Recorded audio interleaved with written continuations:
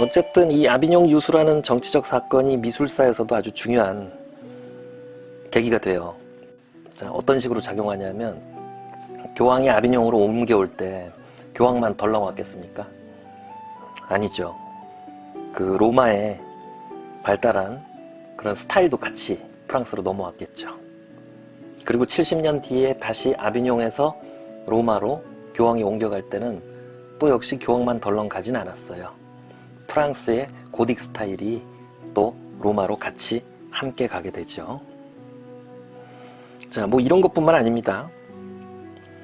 자, 십자군 전쟁 결과로 동쪽으로 교역로가 열리면서 이탈리아의 어떤 제노바나 베네치아 같은 이런 교역국들로 동방의 물건들이 쏟아져 들어옵니다. 이 물건들이 유럽 전역에 퍼지면서 막 이제 대상들이, 큰 상인들이 막 바쁘게 움직이게 되죠. 그리고 이 상인들이 큰 거래를 하는 큰 시장들이 열리게 됩니다. 이런 걸 이제 대시라고 하는데,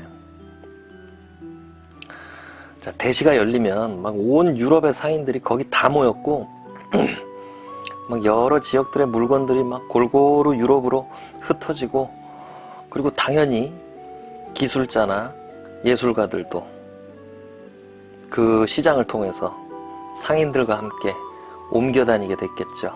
그래서 온 유럽의 어떤 지역들의 스타일들이 서로 영향을 주고받으면서 뒤섞이게 됩니다. 그래서 이 시기의 미술을, 그러니까 고딕 후기의 이 미술을 진정한 의미의 국제적인 양식이라고 정의를 합니다. 자, 이 국제적인 고딕 양식에 대해서 곰브리치는 이렇게 말합니다. 사상가들이나 미술가들은 한 지방에서 다른 지방으로 옮겨 다녔으며 다른 지방의 것이라는 이유로 새로운 업적이 배척당하거나 하지 않았다. 자, 이제 도판 143번. 자, 제목이 길어요. 리차드 2세를 아기 예수에게 천거하는 세례자 요한과 참회왕 에드워드와 에드먼드. 이게 풀 제목이에요. 좀 길죠? 근데 보통은 윌튼 두포카라고 이렇게 부릅니다. 이 윌튼이 뭐냐면, 요 그림이 그 영국의 펜프룩이라는 그 백작 저택, 윌튼 하우스라는 데 오랫동안 걸려 있었대요. 그래서 보통은 이제 줄여서 윌튼 두포카라고 하죠. 뭐 두포카라는 말은 이 나무판이 두 쪽으로 돼 있거든요. 말 그대로 그냥 두포카고요. 자, 그림 한번 살펴보시죠. 전체적으로 여기 있는 왕을 이 세 명의 성인이 오른쪽에 있는 성모와 아기 예수에게 소개하는 그런 장면이에요. 자, 제일 왼쪽에 화살을 들고 있는 이 성인은 순교자 에드먼드입니다. 그리고 그 다음은 뭐 반지를 들고 있죠. 증거자 에드워드 왕이죠. 뭐 둘 다 영국 왕실의 수호 성인이고요. 그리고 어린 양을 안고 있는 이 누추한 옷차림의 이 사람은 세례자 요한이죠. 그리고 무릎을 꿇고 있는 이 사람은 그 셰익스피어의 작품 속에 아주 불행한 왕으로 묘사됐던, 그리고 그 백년전쟁의 영국 쪽 영웅이죠. 흑태자 에드워드의 차남 리처드 2세입니다. 자, 세 성인이 리처드 2세를 성모 마리아에게 이렇게 추천하고 있어요. 소개하고 있어요. 축복을 내려달라고. 자, 오른쪽은 우선 이렇게 꽃이 널려있는 천상의 세계에 아기 예수와 성모가 보이죠. 그리고 잉글랜드 국기도 보이고요. 그리고 천사들은 다 한결같이 가슴에 어떤 배지를 달고 있어요. 이게 뭐냐면 이제 황금뿔을 달고 있는 흰 사슴이에요. 이게 이제 이 당시 영국 왕가의 상징이었대요. 자, 천사들은 모두 성모와 아기 예수를 이렇게 둘러싸고 있고, 좀 왕을 이렇게 축복해달라고 재촉을 하고 있는 것 같죠. 아기 예수는 이제 거기 부흥해서 이만큼 나와서 아주 뭐 즐거운 표정으로 리처드 2세를 축복합니다. 자, 뭐 내용은 이렇고, 표현을 좀 보시면 뭐 전체적으로 우아한 곡선이 형체를 이루고, 그리고 인물들의 손가락은 아주 가늘죠. 그죠? 당시 유럽에서는 어디서든 이런 스타일을 볼 수 있었습니다. 특히 이런 부분을 보십시오. 이 꿇어앉은 천사를 앞에서 그린 거죠. 이런 건 이제 피렌체나 로마의 기술이죠. 앞에서 우리가 단축법이라고 말씀드렸죠. 입체적인 모습을 그림으로 그릴 때 실물처럼 보이게 하는 그런 기술입니다. 자, 리처드 2세는 2번 결혼했어요. 그 처음 결혼한 왕비는 보헤미아의 앤이라고 그래서 그 유명한 그 카를 4세의 딸입니다. 자, 이건 무슨 얘기겠습니까? 신성 로마 제국 독일이 영국과 교류를 했고, 그럼 당연히 어떻겠습니까? 보헤미아의 스타일이 노르망디로 그리고 영국으로 이렇게 옮겨왔겠죠. 자, 그래서 다시 한번 말씀드리는데, 이 시대 14세기의 유럽 전체가 어떤 단일한 특성을 강하게 보입니다. 이걸 어떤 국제적인 고딕 스타일이라고 합니다. 국제적이냐 아니냐가 뭐 그렇게 중요하냐, 뭐 이렇게 물어보는 사람들도 있을 수 있어요. 근데 이제 그건 굉장히 중요한 요소입니다. 국제적인 양식, 뭐 인터내셔널 스타일의 반대말은 뭐가 되겠죠? 로컬 스타일이겠죠. 작년에 그 기생충 봉준호 감독이 아카데미상 수상하기 전에 어떤 인터뷰에서 저는 아카데미상은 지역 영화제이기 때문에 신경 안 씁니다 라고 이렇게 재치있게 힐난을 했었어요.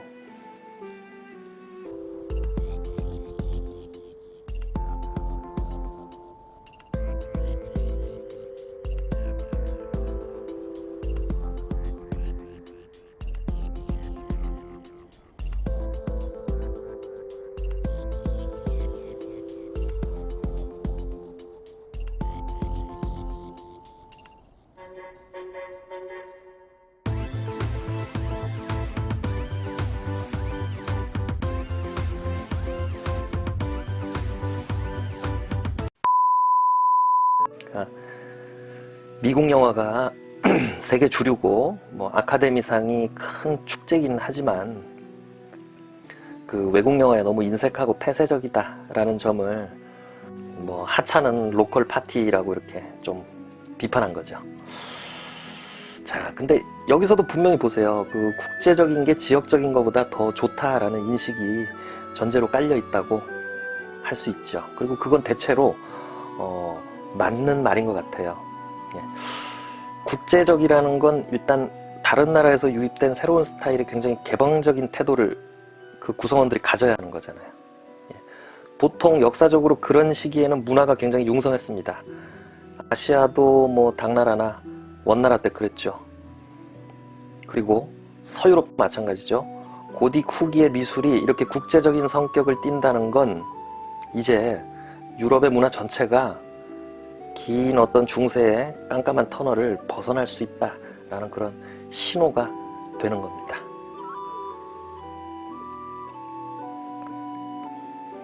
자, 도판 144번. 이 그림은 베리 공작이라는 프랑스의 그 부르고뉴 지역의 듀크, 그 대공의 개인 기도서의 앞쪽에 있는 달력 그림이에요.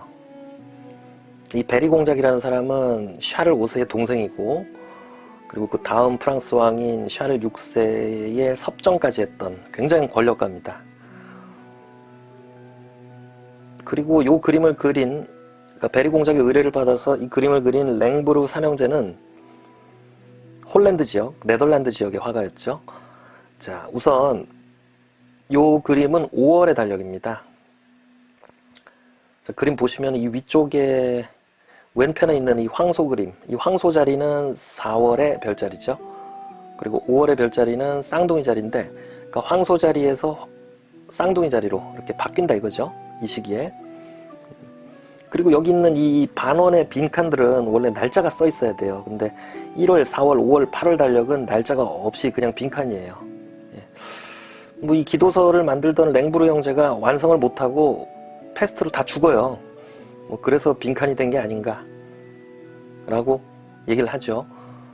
그 다음에 여기 태양을 이렇게 들고 그 마차를 모는 요 형상은 글쎄요, 그리스 신화의 헬리오스나 아니면 뭐 북유럽 신화의 태양신, 소울을 의미할 수 있겠네요. 그리고 이 그림이 주목할 만한 부분은 당연히 뭐 이 아래에 있는 채색화겠죠. 자, 앞에서 봤던 메리 여왕의 기도서에서는 자, 어린 예수 그리스도가 율법학자들과 토론하는 그런 성서의 한 장면을 묘사했죠. 그런데 이건 어떻습니까? 그냥 5월 어느 날, 5월 어느 좋은 날, 이 귀족 가문의 가족들이 산책하는 모습이에요. 그런 현실적인 모습을 그냥 그대로 그리고 있는 거예요. 물론 일정한 패턴의 뭐 이런 나무숲 묘사나 비슷한 얼굴 패턴, 이런 건 글쎄요, 사실적이라고 하기에는 좀 부족한 점이 많죠. 그렇지만 여기 보세요. 이렇게 이 나팔, 호른을 불고 있는 이 악대들의 빵빵한 볼을 보세요. 그리고 이 앞쪽에 있는 막 그 좋은 날씨에 신이 난 강아지의 요 그 다양한 자세들, 이런 거는 화가가 실제 대상을 굉장히 공들여서 관찰을 하지 않으면 표현할 수가 없죠. 그리고 당시에 어떤 유행했던 복색, 옷이요. 그리고 섬세한 표현들이 굉장한 조화를 이뤄내면서 전체적으로 아주 유쾌한 분위기를 만들어내고 있습니다. 자, 앞에서 보셨던 도판 140번 메리 여왕의 기도서하고 비교해보면 좀 어떻죠? 우선 이게 기도할 때 쓰는 책이에요. 이때는 지금 무슬림들만큼 기독교인들이 기도를 열심히 했대요. 하루에 막 8번씩 기도를 할 때 그 귀족들은 이 기도서를 꼭 폈는데, 자, 보세요. 지금 이 기도서에 있는 이 그림들이 성서의 이야기가 아니죠. 그리고 현실 인물들의 모습입니다. 지금 요 5월 페이지는 귀족의 생활을 보여주는데 2월, 3월, 6월, 7월, 9월, 10월, 11월은 영지에서 일하는 농노들의 모습을 그려요. 그러니까 거의 뭐 근대적인 풍속화 수준의 그런 주제의식을 드러내죠. 그러니까 이 이전 시대의 어떤 관점에서 보면 이 그림은 이런 거예요. 아니, 거룩한 성인의 모습도 아닌 걸 뭘 이렇게 온갖 정성을 들여서 다 그렸냐. 이전 시대의 관점이라면 그런 물음이 나올 만한 그런 엄청난 변화라고 할 수 있습니다. 자, 그런 변화가 14세기 화풍에 나타났다는 겁니다.